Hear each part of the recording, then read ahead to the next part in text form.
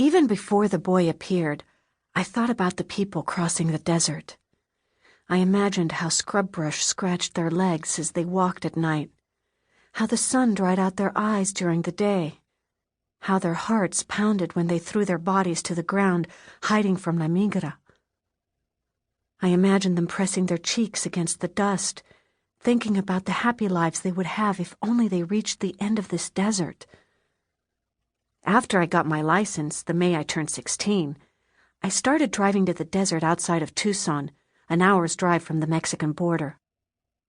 I'd park the Volkswagen, then walk alone in the oven heat. I let my thoughts wander around the cacti and agave, along dried riverbeds.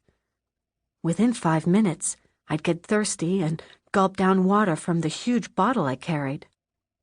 As long as I had water, I could forget about everything. Imagine I was the only person on the planet, a stranger dropped into the desert.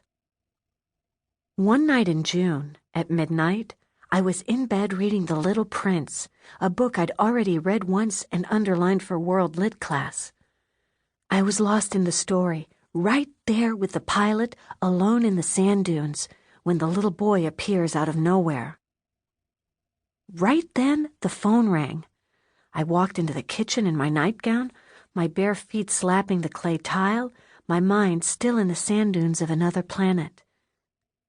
I picked up the phone. Hello?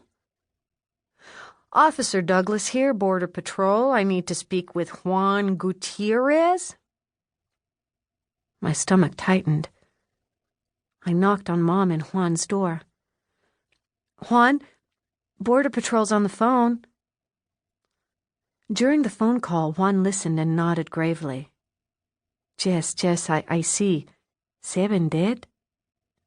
His voice cracked. I have no idea how my business card got in this kid's pocket.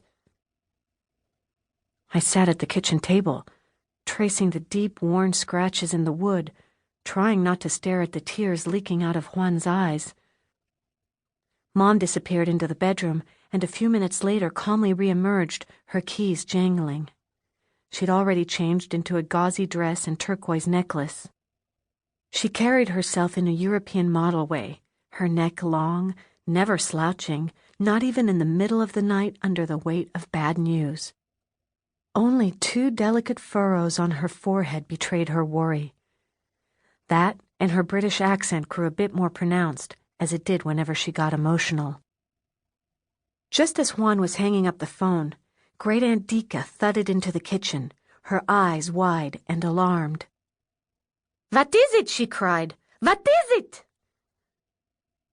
For Dika, being woken in the middle of the night meant bombings and attacks.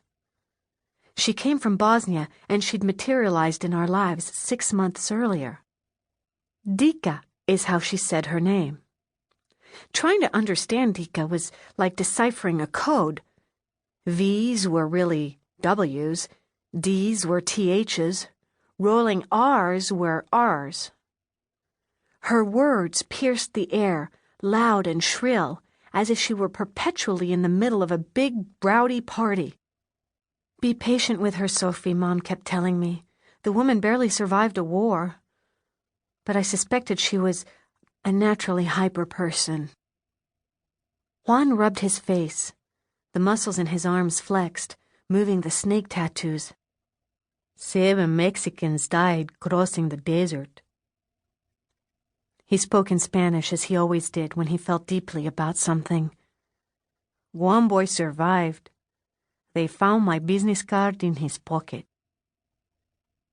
On the way to the hospital in the puttering Volkswagen bus, Mom clutched the wheel and came up with possible scenarios. Juan, meanwhile, sat hunched in the passenger seat, his head in his hands. He'd come from Mexico in the 80s, illegally, across the desert. He got residency after he married my mom 9 years ago. Since then, when people crossed the desert to Tucson, Juan sometimes put them up for a night. He gave them food and water, and always refused payment. His motives were good, but what he did was against the law. Mom finally put her foot down about it. Only in absolute emergency, she said, could these people stay at our place. Mom sped down First Avenue, her eyes flicking nervously from the rear view to the side view mirror. I knew she was wondering if we'd get in trouble, if the Border Patrol had discovered we'd been helping immigrants. "You know, Juan," she said in Spanish, "maybe you did business with someone who knew this family. Who knows, maybe the card was passed around a lot. The boy could have found it on the street." Dika, meanwhile, muttered in the background, "This poor boy, poor boy." She spoke her own strange version of English. Her accent moved from Slavic to Spanish to German. She was an onion, layers of language peeling off here and there, exposing bits of her 60 years of life. Not much, just enough to make you wonder.